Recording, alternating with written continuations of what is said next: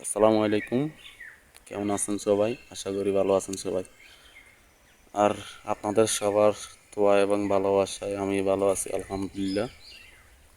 আসলে আজকের ভিডিওটাতে কিছু কথাবার্তা বলতে চাই। অনেকেই আমাকে জিজ্ঞেস করতেছে ভিডিও দিতেছি না কী জন্য, বা ভিডিও কেন দিতেছি না। আসলে কারণটা হলো, অনেকদিন যাবৎ লেগেছিলাম ফেসবুকের পিছনে, কষ্ট করছি। আমার রিচ এঙ্গেজমেন্টগুলো ডাউন হয়ে গেছে, একদম লাল হয়ে গেছে। আর এইটা অনেকের মুখে শুনতেছে, অনেকে বলতেছে রিচ এঙ্গেজমেন্ট এখন সবারই ডাউন চলতেছে, ডাউন যাইতেছে।